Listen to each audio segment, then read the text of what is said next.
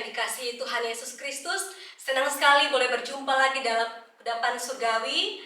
Tema firman Tuhan saat ini yaitu hidup yang dipimpin oleh Roh Kudus. Dalam Galatia 5 ayat yang ke-16 sampai yang ke-17, yaitu maksudku ialah hiduplah oleh Roh, maka kamu tidak akan menuruti keinginan daging. Ayat 17, sebab keinginan daging berlawanan dengan keinginan roh, dan keinginan roh berlawanan dengan keinginan daging, karena keduanya bertentangan sehingga kamu setiap kali tidak melakukan apa yang kamu kehendaki. Di ayat yang ke-18, akan tetapi jikalau kamu memberi dirimu dipimpin oleh roh, maka kamu tidak hidup di bawah hukum Taurat. Hidup menurut daging atau hidup menurut roh, demikianlah firman Tuhan. Hidup menurut daging yaitu perbuatan dan pikiran yang bersifat duniawi dan berlawanan dengan keinginan roh dan menghasilkan maut yang kekal.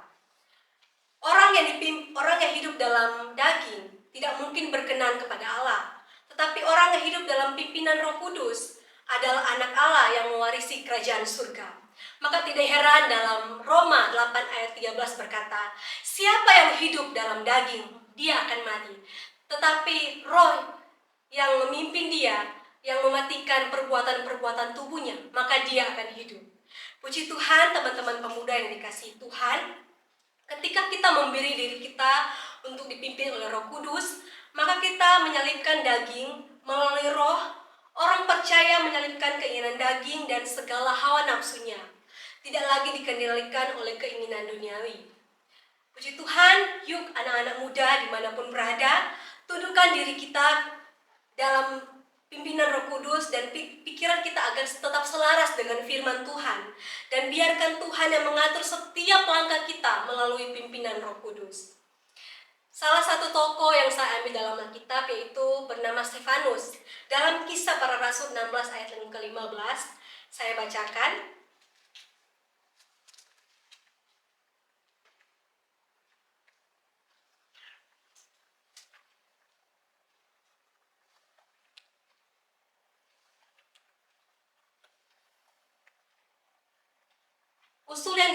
Usul itu diterima baik oleh seluruh jemaat. Lalu mereka memilih Stefanus, seorang yang penuh iman dan Roh Kudus, dan Filipus, Prokorus, Nikanor, Timon, Parmenas, dan Nikolaus, seorang penganut agama Yahudi dan Antioquia. Mari kita belajar dari tokoh Stefanus ini bahwa dia hidup dipimpin oleh Roh Kudus dan memberi hidupnya untuk sepenuhnya dipenuhi dengan Roh Kudus. Di dalam pelayanannya, salah satu tokoh ini dari salah satu tokoh dari ke-7 orang yang dipilih Tuhan untuk melayani orang miskin. Di tengah-tengah pelayanannya, Stefanus ini diperhadapkan dengan tantangan dan rintangan, yaitu dari orang-orang Kanaan, dari orang-orang Kirene dan orang-orang Alexandria yang menjatuhkan tuduhan palsu terhadap Stefanus, sehingga dia dirajam batu sampai mati. Tetapi imannya tidak goyah, dia tetap teguh untuk melayani Tuhan. Walaupun banyak tantangan dan godaan yang menghimpit dia, walaupun terancam bahaya, tapi Stefanus tetap memiliki iman kepada Tuhan karena dia dipimpin oleh Roh Kudus. Haleluya. Saulus juga yang menyaksikan dan mendukung pembunuhan Stefanus kemudian bertobat dan menjadi salah satu pengikut Kristus yang paling gigih yang dikenal sebagai Rasul Paulus.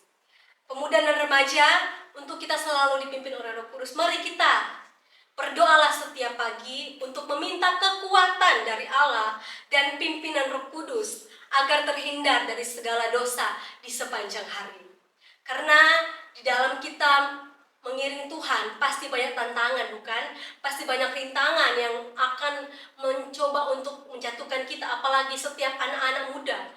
Anak-anak muda mungkin dimanapun berada, mungkin dalam pelayanan yang Tuhan percayakan di gereja, dimanapun berada, biarlah dari hal-hal kecil kita mau untuk bertanggung jawab, mau tetap setia kepada Tuhan, dan kita mau untuk memberikan diri kita untuk selalu dipimpin Roh Kudus, supaya di setiap tantangan kita tidak menyalahkan keadaan, tidak menyalahkan Tuhan terlebih, tapi biar kita mau selalu memandang hanya kepada Tuhan, karena Dia adalah satu-satunya teladan yang sempurna teladan yang lemah lembut dan rendah hati, untuk kita selalu hidup seturut dengan kehendak dan rencana Tuhan.